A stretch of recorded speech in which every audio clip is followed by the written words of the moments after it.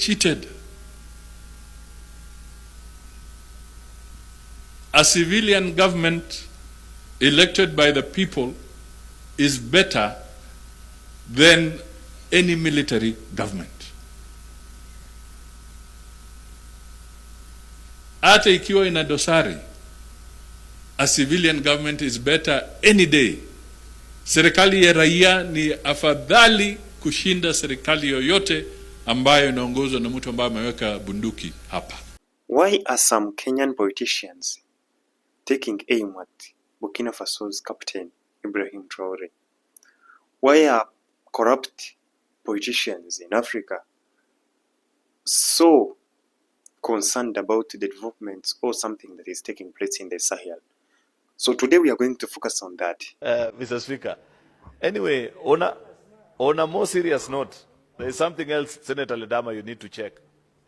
You know, I followed, you said something that got my attention about Captain Ibrahim Traoré. I used to also fall for his hype, like many people fall on TikTok. I saw another journalist another time saying, oh, did you see the way he was cheered when he arrived for the inauguration of the Ghanaian new president, Mr. Speaker? And I was excited like most people, until I did some further research about what is exactly going on in Burkina Faso. And I want to challenge Senator Ledama to do the same, perhaps counter-check Senator Ledama, the things that you read online and the reality on ground, as Kenyans say. And I was shocked actually to learn that despite all this hype and the things that we read about, oh, the things that they are doing, you know, first of all, I am not a fan of coups. I am a firm believer in democracy. I strongly believe that if there were lesser coups in Africa and more transitions by the ballot, Africa will advance better than it is doing through coups and by the power of the bullet. For that reason, I am not a big fan of that particular gentleman. But more importantly, the reason why the military, led by him, took over Burkina Faso is that they insisted that there were challenges with security in their country. And there were terrorists ravaging around, killing people, and all these kind of challenges. You need to check Senator Ledama, because from the research that I did, is that actually since they took over power, and you know wars are very costly.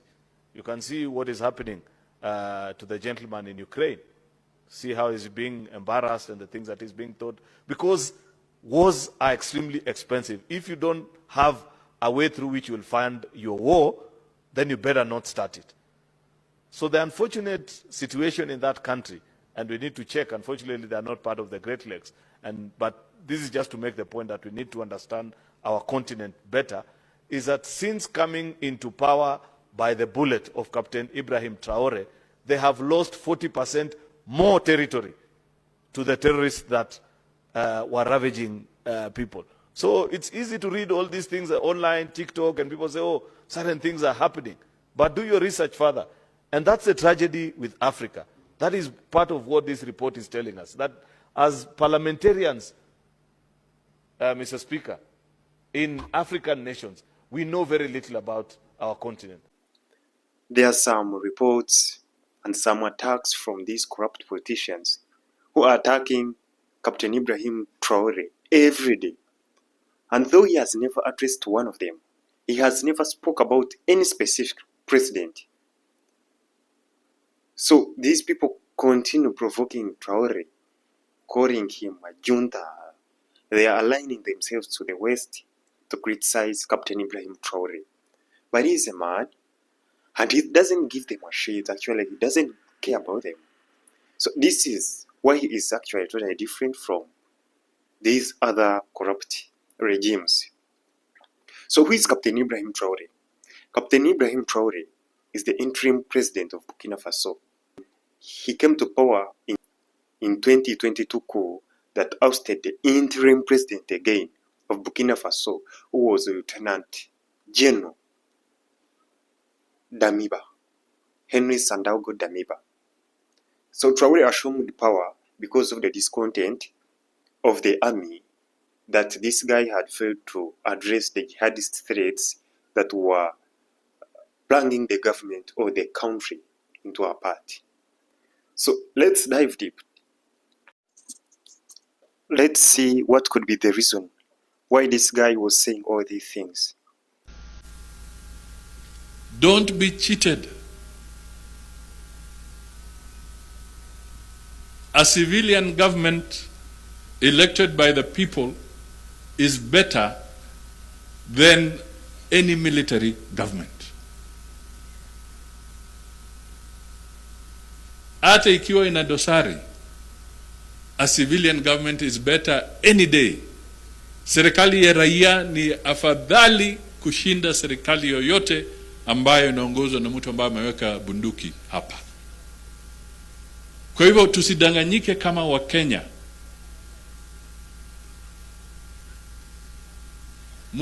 Mnajua kitu kinaitwa artificial intelligence, AI. Na mimi nazungumza haya kwa sababu nataka wale wanapenda mtandao muelewe. Wanachukua yule mtu ambaye anabeba bunduki hapa, wanaweka artificial voice ya artificial intelligence, ati huyo mtu anaongeza Kiingereza kisanifu nini. My friend, it's artificial intelligence. Yeye hazumuzi, they don't converse in English, they converse in French.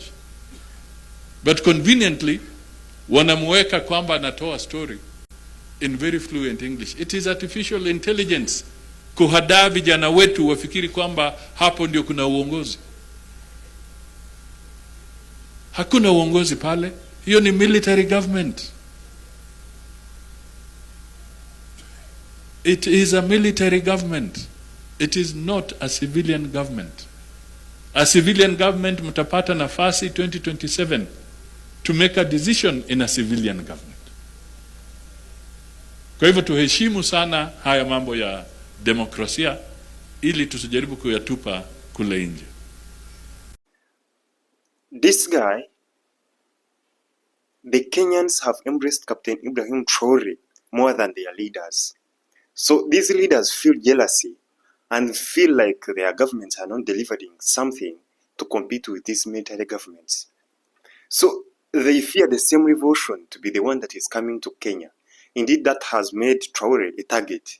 So in order to affirm their position and their stance, they use that context of militarism and everything to always consolidate themselves in power. So they give such excuses. In less than a year, Kenya has experienced the worst protests of all times. So these protests are championed by the young Gen Zs. The young people of Kenya, they are tired of the leadership of Ruto. And indeed, there have been mass killings, abductions, murder and everything by the regime that is in Kenya now. So these guys got the guts of criticizing Captain Ibrahim Traoré, calling him a junta. Since he came to power, there have never been any protest against the government. Rather, the protests that have been taking place in Burkina Faso have been pro-government to defend their leader. Even the people reached at an extent of even sleeping on the streets of Burkina Faso, in Ouagadougou, in Bobo-Dioulasso, in other parts of the country. The people are sleeping on the streets. If you ask them their major aim, why are you sleeping on the street? They say that we are guarding our revolutionary leader. We don't want him to be massacred like Thomas Sankara before. So the people of Kenya, instead of sleeping on the streets, they even come with stones. They say if they see any politician, actually I cannot say such, but the people are fed up with the government of Kenya.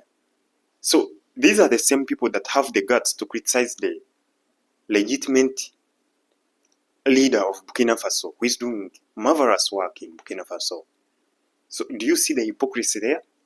They have aligned themselves with the West. You will never achieve something if you're pro-Western. Any country or any revolution that has been successful has never aligned itself with the Western countries. The Western countries are always targeting resource exploitation and weak governance, because they always exploit that weak governance to pass their agenda. So this is the kind of things that we are seeing in Africa. Instead of defending our people, we are the ones causing divisions. Shame to the Kenyan politicians. Shame to them. This is not good. Actually, this must not be done in Africa. Let the Western media, let the Western governments be the ones pointing at us. We should stand united in the face of oppression because we have one common enemy and we share one vision. Before, when Ruto was actually campaigning to come in power, he was a Pan-African by that time. But I don't know how things changed. He has never missed any flight to Europe, America, and everywhere. Is that a leader? So you really doubt how much do you spend on those trips, every trip, vacations and everything. So you see, if the corrupt regime is facing criticism outside, even within, they end up blaming other countries, like as we see now. So, for me, my take on this matter, I see that the Kenyan politicians are transferring their own problems to other countries.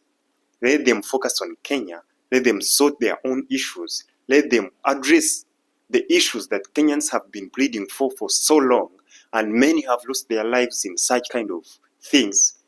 They call it maandamano wa Kenya. Na wajua nyinyi wote. Na wapenda sana. So, a lot of Kenyans have lost their lives in such kind of things. But these are the people who have the guts even of dictating what Burkina Faso should be and who should govern Burkina Faso. This is crazy. Let's all focus on our own matters and leave other matters to other people.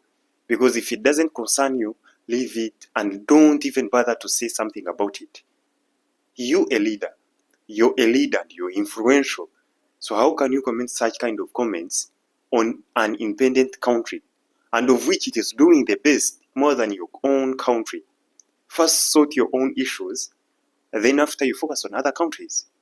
So this was the context of the politicians, and we see tomorrow I'm going to make a video of, tomorrow I'm coming to show you why Burkina Faso was refused to be the head of UMEO or UEMOA, that monetary fund, that is that institution that always accounts the funds that come into the AES states. So tomorrow I'm going to make a video about it. So these are the same kind of people that are aligning themselves to the West in order to oppress the marginalized populations. The AES countries are fighting for sovereignty. These people are fighting to defend their corrupt nature and governments. So let's be honest. Now we know who are our enemies. The enemy, the big enemy always uses our own enemies, our own selves, to also push his own agenda. Okay, thank you. This is Ice Frank. I salute you all for being part of the Pan-African struggle and Pan-African agenda. I'm very grateful to be with you. Thank you.